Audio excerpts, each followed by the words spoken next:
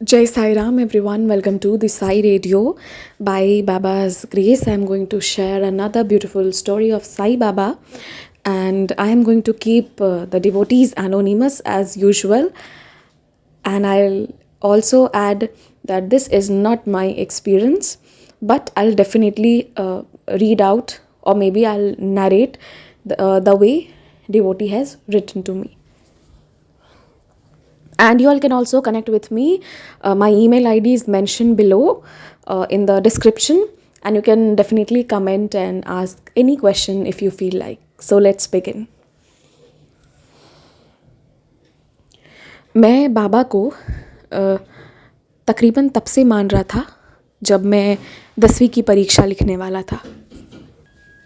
बाबा की मुझ पर बहुत कृपा रही है। ये अलग बात है कि मैं उनकी कृपा को नहीं समझ पाया था। मैं आपको कुछ चुनिंदा अनुभव बताने जा रहा हूँ अपनी ज़िंदगी के, जिसके माध्यम से मैं बाबा से और करीब जुड़ता चला गया। तो बात यह है कि मेरे दोनों चाचा में बहुत लड़ाई होती थी घर को लेके, वो ज़मीन को लेकर। ज़मीन बहुत था, तो फिर मैंने तय किया कि मैं और मेरे पापा अलग घर में रहेंगे, क्योंकि इस लड़ाई का हिस्सा हम नहीं बन पा रहे थे। तो फिर हम जब अलग घर में रहने चले गए, ये बात तब की है जब मैं नौकरी करना शुरू कर दिया था। अकाउंटेंट था मैं, हूँ आज भी। तो अब क्या होता ये है कि मेरे पापा और मैं अलग रहने आए। उसके बाद मेरे पापा को कैंसर डायग्नोज़ हुआ। जब ये चीज़ हुई तो मैं बहुत स्तब्ध रह गया था और मुझे लगा कि पता नहीं आगे क्या होगा क्या नहीं। और मैं बाबा के मंदिर रोज़ जाना शुरू कर दिया। तो 10th से तो मान रहा था, पर आप ये कह सकते हैं कि इस समय से मेरी जो लगन लगी बाबा में वो ज़्यादा लग गई। तो फिर जब हम मंदिर मैं रोज़ जाता था और रोज़ बाबा से कहता था, बाबा कोई रास्ता निकालो, एक ही चीज़ है मेरे पास, वो भी छीन लोगे, मैं अकेला हो जाऊँ। क्योंकि मेरी मदर नहीं थी, उनका और पहले डेथ हो गया था। और उसके बाद जो है बाबा की आप लीला देखिए, मेरे फादर का ट्रीटमेंट चलना शुरू हो गया था। कुछ पता नहीं चल रहा था कि आगे क्या होगा, कहीं और स्टेज बढ़ गया तो पता नहीं, क्योंकि अभी तो रिकवरेबल था, बट आगे नहीं हो सकता है, क्या होगा आप जानते हैं। इसमें बहुत सारे टर्म्स एंड कंडीशंस होते हैं। तो उसी दौरान की बात है जब एकदम लास्ट टाइम पे मैं एकदम विचलित हो गया। मैं एक दिन बाबा के मंदिर बैठ के खूब रोया था, खूब रोया। उसी के 2-3 दिन के बाद की बात है, जब मैं गया अपने ऑफिस, तो मैंने जैसे फ़ाइल उठाया ना, उसके नीचे से मुझे 2 ऊदी के पैकेट्स मिले, और वो भी शिरडी के ऊदी के पैकेट्स मिले। तो मुझे समझ में नहीं आया कि ये कौन रखा। मैंने आसपास जो भी था, स्टाफ था, पीएन था, सॉरी जो मतलब एक और स्टाफ था, मैंने उसको भी पूछा। उसने भी कहा कि हमें नहीं पता ये कहाँ से आया। तो मुझे ऐसा लगा कि वो शायद बाबा का आशीर्वाद है, और उसे मैंने रख लिया।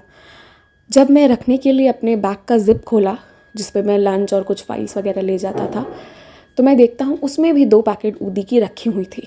ये कहाँ से आया, कैसे आया, मुझे नहीं पता, पर ये बाबा का आशीर्वाद था। अब मैं आपको ये बता सकता हूँ कि इसके बाद जो है ना, मुझे लगा कि शायद ये एक चीज़ है जो मेरे पापा को ठीक कर देगा। और मैं यही ऊदी के को जल में मिलाकर अपने फादर को देना शुरू कर दिया, हॉस्पिटल से छुपते छुपाते। बहुत उसमें भी मशक्क़त करना पड़ा मुझे। पर आप एक बात यकीन मानिएगा, जिस दिन वो ऊदी का पैकेट ख़त्म हुआ, उसके अगले गुरुवार तक मेरे फादर बिल्कुल ठीक हो गए, और वो बिल्कुल फ्री होके घर आ गए। हाँ, कमज़ोरी तो आ गई थी, बट वो पूरी तरह ठीक हो गए। मेरे घर हम घर आ गए, और घर आने के बाद मुझे बहुत मतलब अच्छा लगा, शांति मिली। लेकिन इस दौरान मैंने अपने लोगों को भी पहचान लिया। चाचा लोग ज़मीन के लिए ही लड़ते रह गए, देखने नहीं आए पापा को। मुझे बहुत दुख हो रहा था, और मेरे फादर ने बहुत किया है मेरे लिए। मेरी माँ जल्दी चली गई थी, तो वही मेरा सारा जिम्मेदारी उठाते थे। तो मैं फिर ना ये चीज़ देख नहीं पा रहा था कि वो इसी शहर में हैं, तो वो याद करते हैं, मिस करते हैं, पर वो लोग नहीं आएंगे। तो मैंने तय किया मैं यहाँ की नौकरी छोड़ दूँगा, और अब हम दिल्ली चले जाएंगे, अब हम वहीं रहेंगे। अपने लिए इधर मैंने नौकरी ढूंढना शुरू किया, और उधर जो है मैंने बाबा से कहा, बाबा हमें एक आशियाना दिला देना और सब सही करना। आप जानते हैं एज एन अकाउंटेंट मेरी सैलरी बहुत ज़्यादा नहीं थी, वो भी स्टार्टिंग था। तो फिर दिल हिम्मत करके तो मैं दिल्ली आ गया। लेकिन दिल्ली आने के बाद एक और बाबा ने लीला की, एक और आशीर्वाद हुआ। जिस ज़मीन के कारण मुझे लग रहा था कि खून खराबा हो जाएगा, उससे ये निष्कर्ष आया कि वो हम किसी और को दे देंगे, और जो पैसा मिलेगा वो जिसको हम देंगे, जिस पर फ्लैट्स और बिल्डिंग्स बनाई जाएंगी, उससे हम सबको जिसको जैसा चाहिए उसको वैसा मिलेगा। फ्लैट्स भी मिल सकते हैं। तो मुझे मेरे हिस्से का भी मतलब 2 फ्लैट तो मिनिमम आता, क्योंकि ज़मीन बहुत थी। तो मेरे हिस्से में 3-3 फ्लैट आ गए, जिसमें मुझे बिल्कुल रहने का मन नहीं था। दिल्ली जाने के बाद जहाँ मुझे स्क्रैच से शुरू करना था, वहाँ मेरे और पापा के हिस्से मतलब पापा ही का 3 फ्लैट आ गया। तो अब मेरा ये था कि भाई हम वहाँ तो नहीं रहेंगे, किसी हाल में नहीं। क्योंकि मुझे पता है कि अगर वो वहाँ के वो लोग रहेंगे, उसमें से कुछ लोग को सिर्फ पैसे नज़र आते हैं। मेरे चाचा लोग को उनके बच्चे वैसे नहीं हैं, उनसे मेरी अच्छी ट्यूनिंग है। ये भी कमाल की बात है, एक ही परिवार में अलग तरह के लोग। तो हमने ये तय किया था कि हम तीनों में से एक भी फ्लैट वहाँ नहीं रखेंगे, और हमने जो है वो उनको सेल कर दिया। इतना अच्छा अमाउंट हमें मिला कि फिर हम यहाँ दिल्ली में अपना एक फ़्लैट ले लिए। और मतलब बाबा ने ऐसा कर दिया था ना कि मुझे अगर नौकरी नहीं भी मिलती तो इतना मेरे पास अमाउंट अच्छा आ गया था, क्योंकि वो ज़मीन बहुत अच्छे लोकेशन पर था। तो इतना अच्छा अमाउंट था कि अगर आज भी मैं नहीं भी करूँ ना, तो सिर्फ इंटरेस्ट से ही मुझे अच्छे पैसे मिलेंगे। तो एक ये चीज़ हो गई। तो फिर उसके बाद लेकिन फिर मुझे नौकरी मिली, और मुझे ये नहीं चाहिए था कि हाँ मैं वो फ्लैट के दम पे जीऊँ। मुझे अपने लिए अच्छी नौकरी और अपने दम पे भी कुछ करना था, जो पहले हो चुका था तो उसी तरह कुछ अच्छा करना था। अब ये था कि हाँ चलिए यहाँ पर एक अपना आशियाना है, इसका टेंशन नहीं है। हालांकि मैंने पूरा पेमेंट नहीं किया, मैंने लोन पर लिया, और ये तो खैर इसका कट रहा है ऐसे ही। इसके बाद मेरी शादी हो गई, शादी भी हुई। तो मेरी वाइफ़ बहुत अच्छी हैं। हम सब यहाँ पर रहने लगे, मैं, मेरी वाइफ़, मेरे फादर। फिर हमारे बच्चों का जन्म हुआ, बड़ा वाला बेटा, छोटी वाली बेटी। इसके बाद क्या हुआ कि जो मेरी माँ है, जो मेरी वाइफ़ की मम्मी है, वो मेरी भी माँ है। तो वो और मेरे दूसरे मतलब मेरी वाइफ़ के फादर, तो मेरे माँ और पापा जी वो लोग भी यहाँ आके रहते थे। और जैसे कि कई कई महीने यहाँ रहे, फिर 1-2 महीने भैया के घर चले गए, ऐसा। तो अब एक चीज़ जो हुई जिसने मुझे शेक कर दिया, मेरी मदर नहीं थी, तो मुझे एक दूसरी बार मिलनी थी।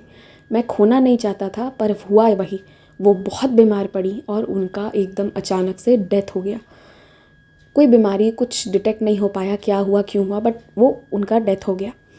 और उनका मुझे लगता है कि मेरी शादी के 8 या 9 साल के अंदर ही डेथ हो गया, जो मुझे, मेरी वाइफ़ को तो मेंटली परेशान किया, पर उनसे ज़्यादा मुझे कर दिया।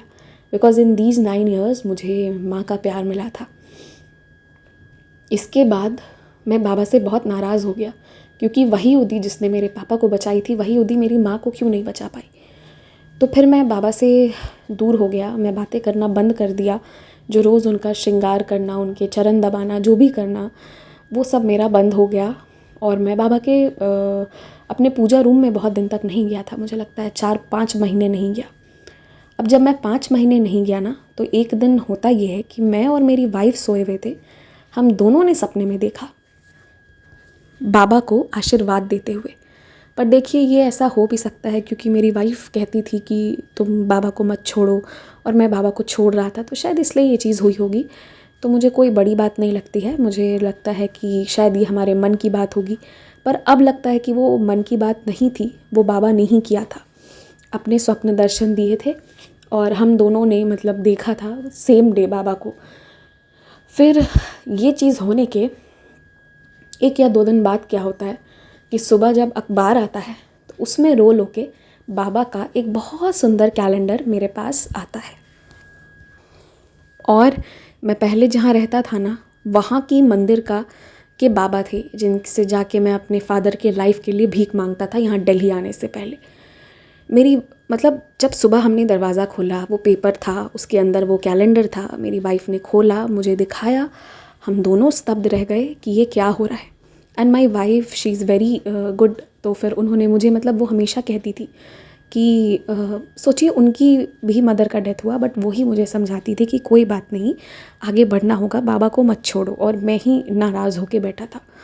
तो बाबा पहले ऐसे आए, मैंने पेपर वाले से पूछा, सबसे पूछा, पता नहीं वो भी चीज़ कैसे हुई, वो कैसे उस पेपर के साथ आए, ये मुझे नहीं पता। लेकिन मैं तब भी मानने को तैयार नहीं था। मैं तब भी नाराज़ होकर बैठा हुआ था। मैंने कहा वही उदी जिसने एक को बचाया, उसने दूसरे को क्यों नहीं बचाया, क्यों? तो उस सवाल से मैं निकल नहीं पा रहा था। गुरुवार के दिन की बात थी। जो बाबा की चरण पादुकाएं हैं ना, जो मैं शिरडी से लाया था, उसे मैं ऐसे नॉर्मल नहीं रखता हूँ, उसे मैं एक बहुत अच्छे से गद्दी पे रखता हूँ कि बाबा आप आराम से रहो। तो जब हम उस दिन सुबह सो कर उठे तो मैं क्या देखता हूँ, मेरी वाइफ ने एक्चुअली मुझे बुलाकर दिखाया। हम सब हैरान थे कि उसमें पूरा तेल लगा हुआ था, जैसे कोई मालिश करता है। पूरे गद्दे पर भी तेल गिरा हुआ था, जैसे मालिश होने के बाद पाँव से बिस्तर पर तेल लग गया हो। और मेरी वाइफ को समझ नहीं आ रहा था, किसी को समझ नहीं आ रहा था कि ये कैसे हुआ, तेल पूजा रूम में बाबा के चरणों पे।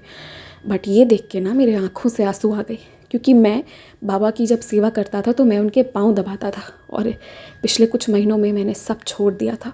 और ये बाबा का मेरे पास जो इंडिकेशन आया वो एक दिन था। फिर उसके बाद मैंने कभी मतलब बाबा को छोड़ा नहीं। ठीक है, कुछ सवालों का जवाब नहीं मिल पाया, शायद मेरी दूसरी बार जो मुझे माँ मिली थी उनका प्यार भी उतना ही दिन लिखा होगा, इसलिए वो थी उतने ही दिन। आज भी दुख है, पर बाबा ने जिस तरह से मुझे मना लिया तो फिर अब लगता है कि चलो कोई बात नहीं, जो है साईं की कृपा से है। और उस दिन के बाद से मैंने कभी बाबा का सेवा नहीं छोड़ा। हर दिन उनके पाँव भी दबाता हूँ, उनका अभिषेक भी करता हूँ और सब कुछ करता हूँ। जय साईं राम, थैंक यू।